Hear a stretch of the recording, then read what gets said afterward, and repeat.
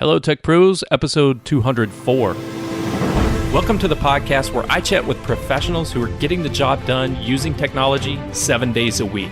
Each week, we start with Motivation Monday. Tuesday is about productivity, Wednesday, leadership, Thursday, technology, Friday, people and communication, Saturday, entrepreneurship, and Sunday, being unplugged.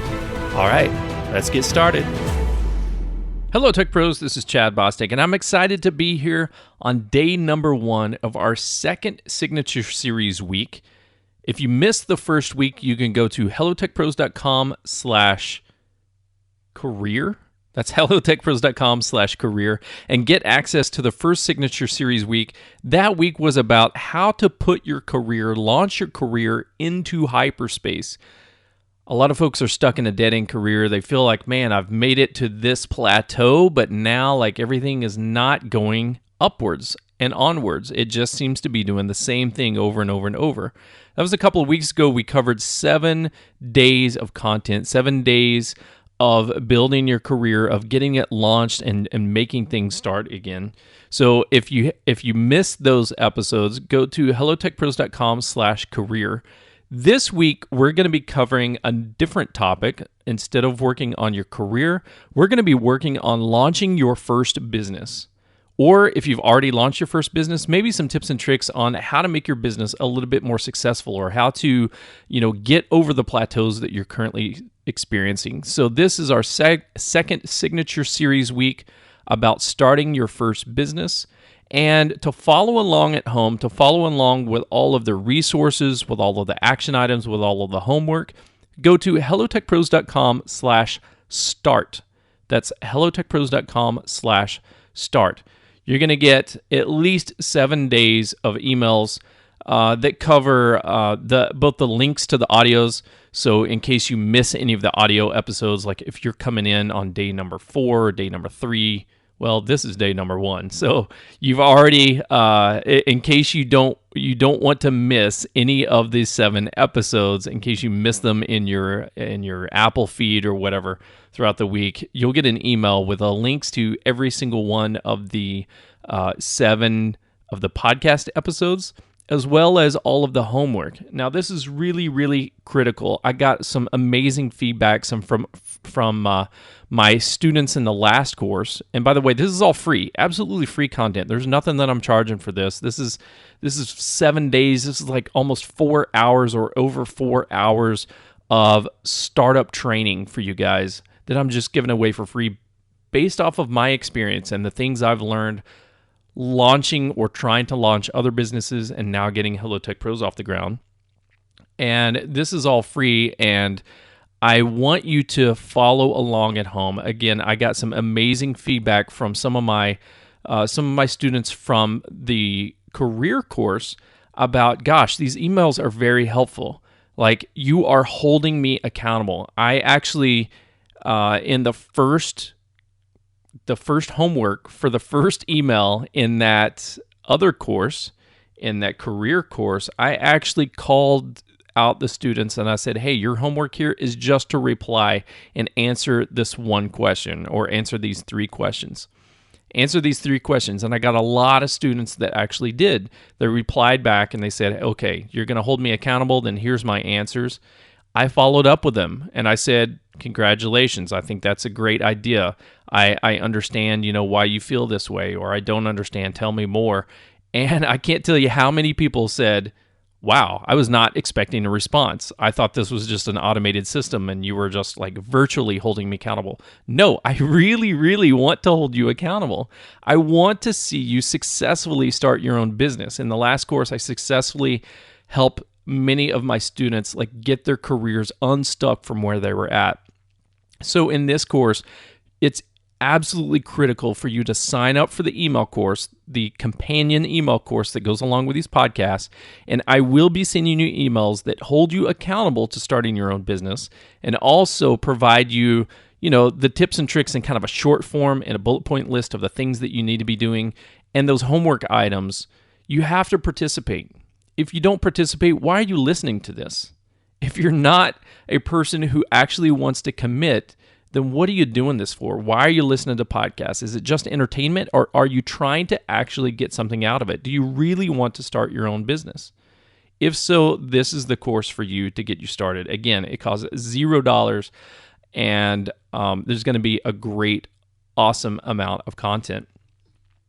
So again, if you're already a business owner, maybe you've already taken a stab at starting a business in the past, or you're a serial entrepreneur and you start businesses all the time, you know what? This course is still going to be valuable to you because I have several fresh perspectives that I'll be sharing based off of my experience failing and my experience succeeding. So I think there's a lot of great information for even serial entrepreneurs to learn from my experience. And again, if you don't want to follow along with all of the audio, if you don't have time to listen to over 4 hours of business training, sign up for the homework, sign up for the email course at hellotechpros.com/start, and then you'll just get the bullet points. You'll get access to the podcast, access to all of the MP3s files, but you'll also get just the bullet points so that you can, you don't necessarily have to listen to all of my stories if that's not your jam. Starting a business is actually pretty easy. A lot of people don't do it because they think it's super, super hard. But it's really easy.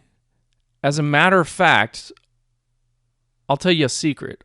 Every single one of you folks out there, at least the folks that work in the U.S. or live in the United States, I don't know how other countries do it, but in the U.S., every single person who is listening to this podcast right now, guess what? You are already a business owner.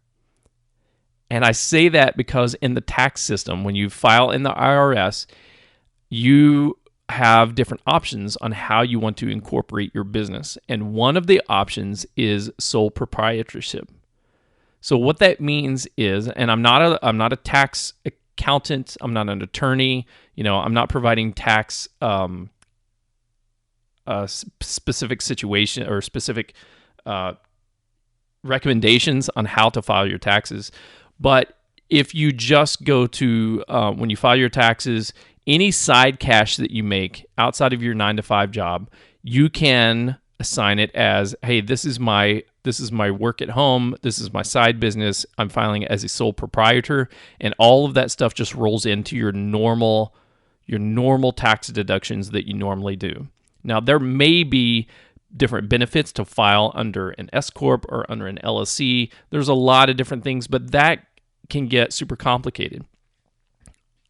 So many times we struggle with, should I be an LLC or should I be an S Corp or should it be a this or that? And we don't actually launch the business because we're so worried about making the wrong decision. Oh my gosh, what if I file as an LLC and then something happens and I really should have filed as an S Corp or as a C Corp. What happens then? Oh my gosh, like life is ruined. No, it's no big deal.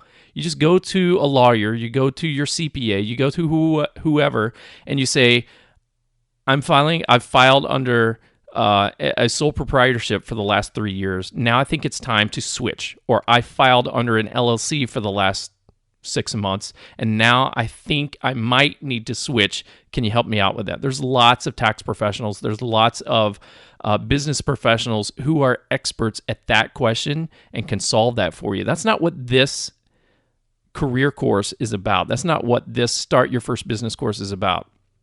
Episode number 1, today, we're going to be talking about how to get past the anxiety that handcuffs you to your miserable 9-to-5 job.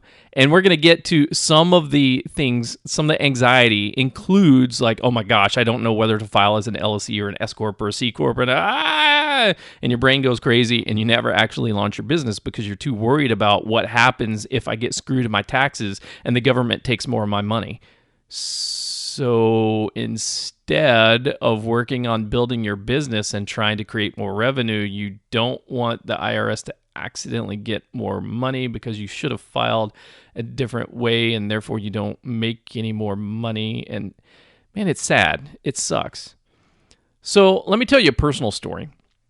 I have shared on this podcast before, on episode 141, was a really, really big episode for me because that's when I came out publicly about my struggles with social anxiety. If you missed that episode, again, go to hellotechpros.com/start. I'll send you an email with that link to that other episode about social anxiety. And, there's lots of different types of anxiety. Anxiety just means kind of worrying. It's fear. It's stressing out about a particular situation or particular outcome. And it's a horrible feeling. There's nothing nice about anxiety. There's nothing fun about anxiety. There's lots of different types of anxiety. I've struggled with many types of anxiety, and I'm laughing because, I've worried so much about so many things over the course of my life. A lot of it is kind of bundled up together into this umbrella called social anxiety, which is really the fear of being judged by other people. The really a strong fear of being ridiculed or being judged, or people thinking that I'm an idiot or I'm a fool or I'm a jerk or I'm a sleazy sales guy or I'm a Uber nerd, or that I'm looking out for myself and not trying to help other people or whatever, right? I've struggled with so much of fearing what other people think about who I am or what I'm doing. And therefore, my behaviors throughout my entire life have been affected by these fears, and it's made me do certain things that, looking back, was probably not the healthiest thing to do, and also prevented me from doing some amazing things that I wanted to do all of my life, and I just never had the guts to do it. And so I really want to help you. My goal today is to really help you figure out how to get past that anxiety that's handcuffing you to your miserable 9-to-5 job. Now, in my case, I had an awesome career and I worked for amazing companies, and I have nothing negative to say about any of the individual people that I worked with. Actually, I don't have very many bad things to say about the companies that I work for, because I've been very, very lucky to have an amazing career and work for great companies. But that doesn't mean that just because I work for a great job that I felt absolutely at my highest point 24/7 throughout my whole career. I felt many times after achieving a next raise or after achieving a promotion, just a couple of days into that, a couple of weeks into that at most, it kind of became the new routine. And that new routine became stale and old and boring and miserable. And for me, what that all stemmed from was I was not in control of my own destiny. I could not make decisions about how the company was run, or how really what my job was and how I was supposed to contribute to the company. I was given a task, or I was given multiple tasks, and I was told exactly what to do. And this was the exact same case whether I was a junior software developer, a senior software developer, a team lead, going on up into management positions. I still, in every one of those positions, was accountable to some task list, to some job description that someone else wrote. And I was not available. I was not allowed to change that job description and say, you know what you hired me for was XYZ, what you promoted me for was XYZ, but what this company really needs is for me to do something else. And I'm going to do that something else, and you're going to give me something else in exchange, right? It was not a pay for performance. It was a pay for salary, or pay per hours.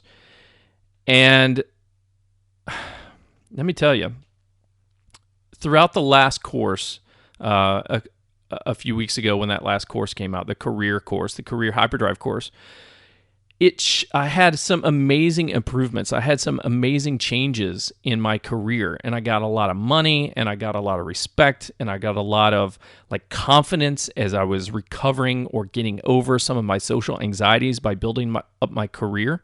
And that's awesome. And I highly recommend, if that's your goal, if you want to build your career, please, again, go to hellotechpros.com/career, join that course, that free course.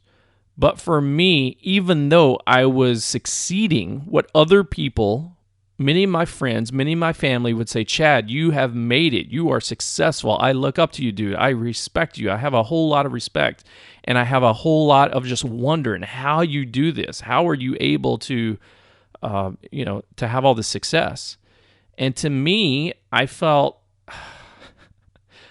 like such a jerk all the time because I was on the outside, what looked like success, on the inside felt like a failure. What I mean by that is every time I got a promotion, every time I got a raise, every time I made more money, what I felt on the inside was, now it's even harder for me to walk away from this. How can I, in good judgment, walk away from a job that I make more money than a lot of my family does? Right? A lot of my cousins, a lot of my nieces and nephews, a lot of my grandparents, just other people.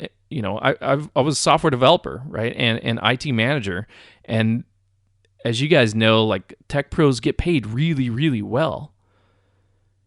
If you're in the IT industry, you're going to get paid more than a lot of other job roles out there, right? And so every time I got a promotion, every time I got a raise, every time I got another bonus or, stock in the company that I work for, it was a very short-lived happy moment where I was like, yeah, cha-ching, more money, more money, more money. That's what I'm doing this for. And then once that mo money got into the bank, then it was like, I had the saying every morning when I'd get up at 5:30, 6 o'clock in the morning, get ready for work, you know, do the whole shower, shave, get dressed, put on your work clothes, your business casual, you know, your pressed shirts and pressed pants and shine your shoes and whatnot. And every morning after I kissed my wife and I started walking out the door, she'd say, have a great day. And I would say, time to make the donuts. Time to make the donuts. If you missed that reference, I'll link up a YouTube video in that first email. You go to hellotechpros.com/start to get access to the email course for this companion course for this podcast. And it was I think it was a Daylight Donuts commercial, and it's like this guy, just a revolving door. Every day he's leaving his house, time to make the donuts, time to make the donuts, time to make the donuts. And it was kind of making fun of the fact that the people who work at Daylight Donuts or Dunkin' Donuts, is Daylight Donuts or Dunkin' Donuts? Probably Dunkin' Donuts, they're a bigger brand. The guy who works at Dunkin' Donuts to make the donuts, he's got to get up at like 2 o'clock in the morning to go start making the donuts because people are ordering donuts at like 6 o'clock in the morning to have ready for the breakfast, right? They're coming in at 5 as they're driving in on their big commute. So I don't know what time the Daylight Donuts guy goes to work, but it's ungodly hours, right? He's got the night shift up to the mid-morning, and it just looked miserable for that guy. But the marketing message was, hey, we go through miserable extremes in order to have your donuts hot and ready whenever you come here. And I was making that joke about my own career, like time to make the donuts, time to make the donuts, time to make the donuts, because I felt like the Daylight Donuts guy that didn't really want to be there at whatever time in the morning I had to be there. Again, not to pick on any individual job or any individual boss, right? Overall, I love my career and I'm so thankful for the opportunities that I've had. But deep down inside of me, I always wanted to have my own thing. I really wanted to launch my own business, to do my own thing, to have my own startup, to run my own company. And part of that was because I have this creativity inside of me that tends to get stifled at work. No matter who I've worked for, I have this social anxiety where I don't want to speak up. But once I start speaking up, I'm like, okay, we should do this and then this and then this and then this and go here and do that and then that and then and I have all these ideas of all these amazing things I want to do. And every time the boss is like, whoa, hold on there, Skippy, slow down just a little bit. What I need you to do is make sure that all 15 people in this office are filling out their timesheets. That's what I need you to do. And I'm like, there's no way. I can't do that. Like, I don't care about your timesheets. What we're trying to do is get the customers to fall in love with us. And I think I've got the idea on how to build the technology to do that. Or what we're trying to do is automate all of these stupid systems like our freaking timesheets that I hate. What we need to do is put together an automation system so that we never have to worry about manually filling out our timesheets that you require us to add up to 40 hours a week. Even if we do overtime or even if we're off on vacation, they have to the spreadsheet has to add up to 40 hours a week. Why do we need to fill it out? Why can't we just automate that? And so there's a lot of these ideas that I've had across my career that was just not allowed to implement, and it just drives me crazy. The daily grind of putting up with somebody else's vision, their mission statement, their values, is okay for a paycheck. But listen, what you're doing in those circumstances is you're trading your time for dollars. And I am tired of it. I'm tired, so sick and tired of trading my time for dollars. I still want the dollars, and I'm okay with spending the time. But what I want to do is build something that's going to build something that's going to build something, right? I want to invest my time into something that can have, over a long period of time, exponential results, or at least growth results that does not have a glass ceiling on it. So you look at the top rated, like the best software developers, most highest paid software developers in the world, there's still a glass ceiling for them. If they're just punching code, there's only so much that they can get. But if you really look at kind of the graph on like the mean and median salaries for software developers or for technical professionals, it's going to be good. It's going to be, up there alongside next to some doctors and some lawyers, right? It's going to be really good, but there's still a ceiling. And the CEO and the board of directors and the chief sales people, those people will be outperforming you on a salary level, right? Because their salaries don't have glass ceilings on them, right?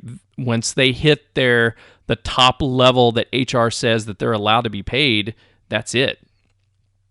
So in order for you to get rid of that glass ceiling, you got to get out and start your own thing, man. You got to get out and build your own business. The problem is we're so anxious about giving up that money, right? There's a lot of risk about, if I start my own thing, I've got a lot of great benefits here at this company. I've got a lot of great benefits here in my career. First of all, I have a steady salary. I have a steady salary that, every week, every 2 weeks, every month, whatever the schedule is, like I know how much money I'm going to make, and it's good, and I like it. I would like to make more, but it would really, really suck if I made less. I don't want to make less. That would suck. Another thing to worry about is insurance. Oh my gosh, if I started my own business, went out on my own, I'm going to have to pay for my own insurance. Man, this company provides excellent insurance. The people I work for, they're not the most supportive in terms of my work-life balance and making sure that, I attend all of my daughter's figure skating recitals. But they pay pretty good, and they've got awesome insurance benefits. Okay, cool. That's amazing. But you know what? Insurance is just a cost. And if you can budget that into the amount that you're charging your clients or the amount that you're charging for your product, and if you can build that up, insurance is just another cost for your business instead of someone else's business. We worry about our 401k. What happens if I'm not contributing to my 401k? Then my retirement or my pension, if I'm not getting a 401k, my pension that my company is giving me or the stock that they're giving me is going to be really valuable 20 years from now when I retire, 40 years from now when I retire, or 5 years from now when I retire. Guess what, dude? There is nothing secure about that 401k. There is nothing, trust me when I say this, there is nothing secure about the stock that company is giving you. There is no security anywhere. And I say that because in a 12-month period, actually 11 months and 2-week period, I got laid off 3 times. Once from first time from a company that I worked at for 13 years. And I thought, at one point, hey, I'm going to retire here. Another company in a completely different industry, going from oil and gas to video games, that lasted 5 weeks. And then the company, due to financial pressures, had to shut down a lot of different video games that they were working on, including the entire studio that I was at. Then I got in another industry, in the sports entertainment industry, that lasted for just 8 months, and that one fell apart too. And again, I was not fired for doing anything bad or having not working on my job like I should be, not focusing on my career. No, these were like entire office closures or hundreds of people being letting go from these industries or these companies because there's no security. I've had, I'm not retired, but I've seen my 401k go from, losing hundreds of thousands of dollars literally overnight because certain stocks or certain funds like had a plummet. And I've seen it go up too, but it's very cyclical, right? There's no telling when your 401k is going to be up or down. I'm saying all this to say that there's no such thing as job security anymore. We live in a world where things are failing faster than ever. That's good and bad, right? If you're in charge of your own destiny, that means that you are okay with failing faster in order to find the right solution, in order to get the right product in front of the right customers in an ever-changing environment, ever-changing landscape. That's amazing. But when you work for somebody else, that means that the companies that you work for are trying to be more agile. They're trying to be more innovative. They're trying to do things differently, or worse, they're not. Either way you look at it, they're going to be failing faster now than ever, which means that a lot of the projects that they used to be running that paid for your salary are no longer viable, and they're going to have to shut them down. Doesn't necessarily mean that those companies are going to go out of business, but there's a constant turnover rate, a constant upheaval in companies, and I see it getting faster and faster and faster all the time. And I think a lot of industries in the past that have been very, very secure and very like, okay, once you get a job here in this industry or this company, like you're going to be good to go forever, like energy or like, military technology, I don't know, just government projects. It seems like just talking to my friends and just reading stuff in news, there's more turnover all the time in these companies. And we have anxiety because we don't trust ourselves to build a company that can be that successful where we don't have to worry about losing a job anymore. In my experience, you still need to be worried about losing your job. There's no such thing as safety. There's no such thing as security. It happens. So why not? I'm not saying quit. Look, I do not want this message to be quit your day job and go try to do something on the side. I'm saying you need to start investing in yourself. You need to start being brave. You need to get over the anxiety that's handcuffing you to those stock options that you have, because you know what? Those stock options may be worth $0 when you're ready to spend them. That stock, that 401k, that salary may not be there when you are ready to buy your next house or go on your next vacation or put your kids to college or whatever. There's nothing permanent. There's nothing that's absolutely certain. So if you have it in you, if you really want to do something, don't let these things be an excuse. Another one is, I don't have time. I don't have time to start a business. I'm so busy with all the other things. I got my 9-to-5 job, which is really not a 9-to-5 job. It's more like a 60, 70-hour-a-week job. And then I've got all my family commitments, and then I got my hobbies, and then I've got, Game of Thrones on the weekends. And I just don't have time to start a business. I want to do it. It is definitely on my bucket list, but I'm going to do it later when I have time. If it is not a priority for you, it will not be a priority for you. If it is not a priority for you, you will not get it and build it and be successful in it. You might tinker with it every now and then, but if it is not a priority where you can cut out some of the other time wasters in your life, then it will never happen. So what are the time wasters? I don't know, TV. Cut out your TV subscription. Cut out your cable box. Stop watching sports. Stop watching news. There's nothing that's going to change your life on the news. When there's bad weather, watch the weather and be aware of what's going on. But I can tell you what's going to be on the news. It's going to be politicians are idiots. A bunch of people got murdered. There's been a recent scam in XYZ. Dude, I haven't watched the news in years. I still know what's going on. Just take a look at social media once a day for like 30 seconds and you'll know what's going on in the world. Cut out the news that's 30 minutes a day that you can invest in your business. Stop watching all the TV shows that you watch, whether it's sports or whether it's Game of Thrones or whether it's whatever it is. Stop doing that. You can cut out so much. Maybe some of you have already done it, but for others, are the reruns of Frasier that important to you? Like, is that 30-minute time every night that you watch Frasier that important? Yeah, it helps you relax, it helps you laugh, it helps you unwind and unplug, but it's not helping you. It's not helping you get past some of the things that you want. Now, if that's your jam, if you're like, hey, I love my lifestyle and I love what I'm doing, and starting a business just sounds like more work and no value, then again, why are you listening to this? I guarantee you those people have already dropped off of this call. They've already dropped off and moved on to a more entertaining podcast because they don't really want to start a business. But if you're still listening to this 30 minutes into the conversation, it's because you have a deep desire to get something started. So don't let these things be an excuse.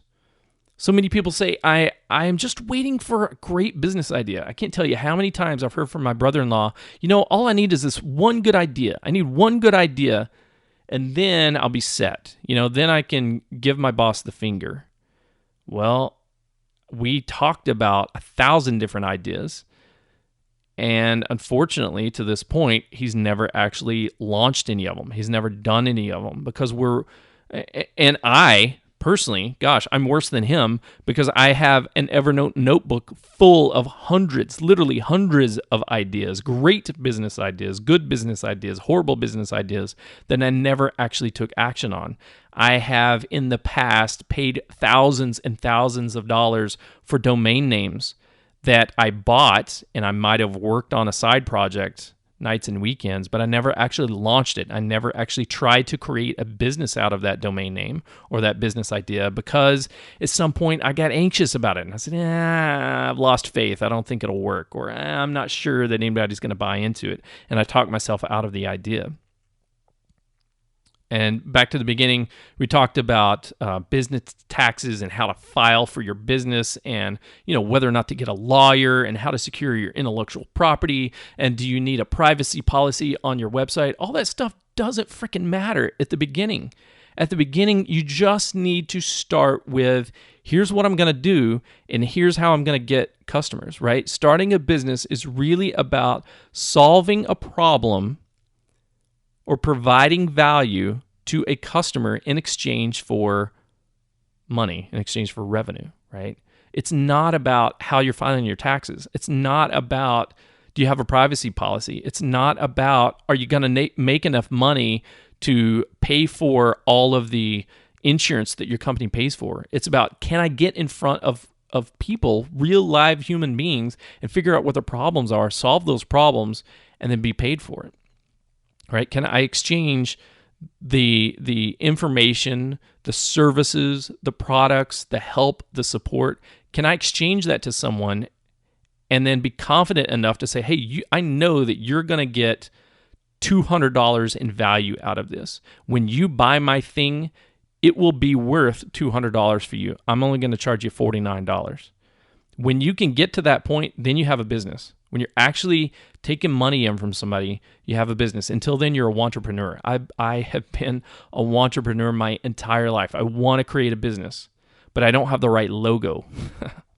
I want to launch my website and tell the world all about it, but I'm really anxious about the color scheme on my website and what fonts to use, how to make it the most readable, how to make my blog posts the most readable when I don't have an English literacy degree, right? All this kind of crap is just excuses for not launching your business. And those excuses are really fears. It's fear and anxiety about failing. You're afraid to fail. And I have to implore upon you that it's not about whether or not you fail. It's about how quickly can you test an idea. And by test an idea, I mean test multiple ideas, potentially hundreds of ideas, until you find one that works. So there's a lot of great systems out there. There's a lot of great steps onto how to test your ideas, how to market, how to get the word out on the street, how to find customers, even when you don't feel like you're a salesperson. There's a lot of great stuff throughout the rest of this course that we're going to be covering. So tomorrow, when we come back, we're going to be talking about how to find a specific startup idea that you were meant to launch. So today, I hope I've helped you kind of get past some of the anxiety, the worries. You know, you don't need to worry about how much money can I make $150,000 this year. You don't need to be worrying about that. What you need to be worrying about is, can I build a product or offer a service to someone and charge them $1 for it? If you can do something or give something to someone and charge $1, then from that point on, you've proven that your business works, that people want it and they'll pay for it. Then you're talking about, how do I scale it? How do I scale my business? But you have anxiety right now on, I need to scale my business and I need to get up to $150,000 a year, or I need to get up to $500,000 a year, or, oh my gosh, what happens if I have so many employees and I don't know how to manage them, and I don't want to be a boss, and blah, blah, blah, blah, blah. Gosh, slow down. You're worried about the wrong things. If you're worried about starting a business, you'll never start your business. If you're worried about, I have a business idea, but I'm not sure if it's going to work or not, then you need to test it. You need to test it quickly and find out. You need to find if there's one person in, what do we have, like 7 billion people on the planet? If there's one person out of 7 billion that will buy your product or buy your service for $1. If there is, then we can talk about how to scale that and how to get more. If you can't, find anybody in your friends and family, anybody on social media, anybody in your network that can buy it. If you start marketing it, if you start putting out ads, if nobody can buy it, it's the wrong thing, and you should move on. There may be lots of great ideas that you can work on that will make $1, but won't make 10. Or there may be great ideas that will make $1, $10, $100, or $1,000, but at some point don't scale out to what you needed to get to. It's okay. You need to go through the process. The process of launching a business and testing it is more important than anything else. Once you have experience in launching a business, then launching the next business will give you like twice as much percentage of success. What am I trying to say? It will reduce the risk by like half, because you'll have a lot of experience on what to do and what not to do. And you'll be more experienced on whatever, like how to sell or how to build a website or how much money you need to make or whatever. All the things that you're worried about right now, you'll already have a lot of success, or a lot of experience. So when you get to the point where you're ready to test out your second idea and your third and your 300th and your 3,000th idea, then you will be so experienced, they will brand you as a serial entrepreneur. And people will say, my gosh, Susie, Janet, Dave, Jack, whatever your name is, Ackman, how have you started so many different businesses, and how did you get this one business to be successful? And you'll say, hey, that's a great question. I'd love to tell you all about it. And you'll be on so many different podcasts, it'll be crazy. But you have to take that first step. And the first step is not filing your taxes. The first step is not giving your boss the finger, for gosh sakes. Your first step is to get past the anxiety. So, homework. You got to do the homework. If you're not doing the homework, then you're going to fail. And I really want to see you succeed. So your homework today, first homework lesson is to go to hellotechpros.com/start. Sign up for the course. That's your homework for today. That's your first homework, is just sign up for the course. And in there, I'm going to ask you one question. I want you to respond to that first email. That's your homework. It's just to sign up and respond. It's as easy as that. Tomorrow, when we come back, we're going to be talking about how to find the startup idea you were meant to launch. There's a lot of good ideas. There's a lot of great ideas. We want to find the idea you were meant to launch and skip past a lot of those other ones, right? So skip past some of the anxiety about all the other things that may or may not work. It's not just about could it work. It's also about what really resonates with you. Because what we don't want to do is end up in a situation where we're a horrible boss and we only have one employee, and that employee is ourselves, and we're working at just another crappy, miserable 9-to-5 job that we own. We don't want to do that. So tomorrow we're going to talk about how to find the startup idea you were meant to launch. Again, to sign up for the course, the free, absolutely free course, all the homework, all of the MP3s, all of the action items. And don't miss a single episode. Go to hellotechpros.com/start. And until next time, take care. The show notes page for this episode can be found at hellotechpros.com/204. Do you use Slack for team communication? Join the Hello Tech Pros Slack channel at hellotechpros.com/Slack. This episode of Hello Tech Pros is sponsored by Minio Cloud Storage. Minio is a cloud object storage server for developers and DevOps written in Go. The Go programming language is the emerging language of choice for modern cloud infrastructure projects, and it allows Minio to be highly concurrent and lightweight. Minio is Amazon S3 compatible, built with microstorage architecture in mind, but at its heart, Minio is simple, scalable, and supported by a passionate developer and user community. In episode 89 of Hello Tech Pros, I talked with A.B. Periasamy, one of the founders of Minio, about the importance of community support and recruiting software developers who are as passionate about their product's code as artists are of their art. Check out that episode at hellotechpros.com/89 and check out Minio Cloud Storage at minio.io. That's minio.io. Are you new to podcasting? Are you looking for a fast, high-quality, yet budget-friendly podcast production team? Let TransSource Media take care of you. With a team of professional audio and video editors, writers, and graphic artists, they can help you build your podcast from planning, post-production, and platform submission. Using only cutting-edge software and studio equipment, they're here to make each and every show sound at its best. To get a free quote, please visit www.transsourcemedia.com or send them an email at marketing@transsourcemedia.com or call them at 209-505-5693. TransSource Media, transforming businesses through the power of multimedia. If you enjoyed this episode, please leave a review, subscribe to this channel, and check back tomorrow. This has been Motivation Monday, but tomorrow my featured guest and I talk about productivity.